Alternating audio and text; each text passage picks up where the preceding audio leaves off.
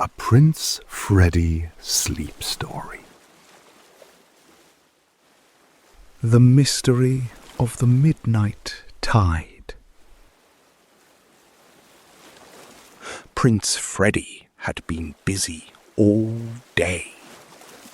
A suspicious crab near the fishing boats, 2 seagulls who needed a stern talking to, a volleyball that had no business being anywhere near his favourite napping spot by the harbour wall. Now the sun was dropping behind the hills. The sky glowed deep orange at the horizon, fading to something softer above. Freddie was settling into his evening. But tonight, something was different. The moon was full and very low, hanging just above the horizon, and the waves were whispering something he had not heard before. Psst, Prince Freddie. Psst. Freddie's ears perked up. Was the ocean calling his name? He trotted down to the shore, where the foam tickled his paws. There, riding on a wave, was the most peculiar creature he'd ever seen. A seahorse wearing a tiny captain's hat. "At last," said the seahorse softly. "We've been looking everywhere for you, Your Highness. I'm Captain Coral, and we need your help. The Pearl of Granada has gone missing from the underwater castle. Without it, all the fish are forgetting how to dream." An underwater castle? Fish who dreamed? "How can I help?" he said. "I'm excellent at finding things. Tennis balls, dropped treats, that one sock my human had been searching the cottage for." Captain Coral explained that only a land dweller with a pure heart and excellent sniffing abilities could track the pearl. It had been carried ashore. The most likely finders were a flamenco dancing crab, a seagull who collected things, or perhaps the mischievous wind itself. He put his nose to the air and set off along the beach, reading it carefully as he went.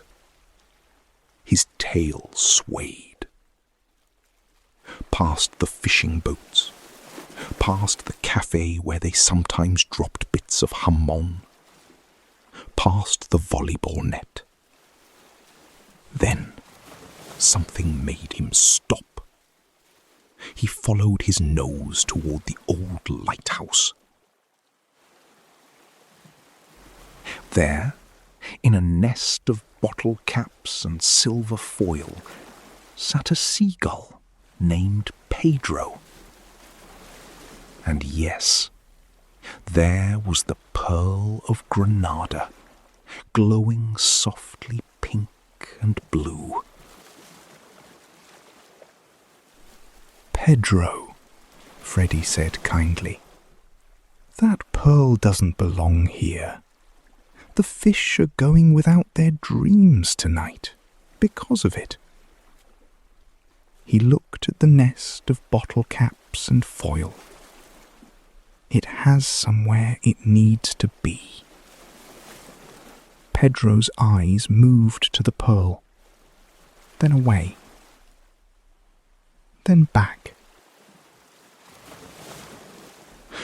What if you gave it back, Freddie said, and the ocean gave you something in its place? Something that was actually yours to keep. The seagull's eyes brightened. That did sound rather nice. Within minutes, Captain Coral had assembled a gift of the finest shells. Spirals of purple, fans of pink, speckles of gold. Pedro carefully returned the pearl, quite pleased with himself. As Captain Coral disappeared into the waves, he said, "Tonight, every fish will dream of you." Freddie trotted home. The tide was coming in behind him, smoothing his paw prints. The cottage came into view, windows warm in the dark. Lavender from Senora Benilde's garden spilled gently into the night. He stood at the gate for a moment and breathed it in. His human was already in bed, a small lamp left on. Freddie hopped up carefully. He felt the familiar warmth of the fabric beneath his paws. He circled once, twice, 3 times. Then he lowered himself down, slowly. His chest settled first against the warmth. His chin followed, then his full weight, releasing like a held breath. His tail curled around toward his back paw and rested there. His human's hand moved slowly along his back. Freddie let out a long, slow breath. His eyes grew heavy. His breathing slowed. From the shore, very softly, Buenas noches. The end. Sleep well, Prince Freddie. In the underwater castle, the fish are dreaming.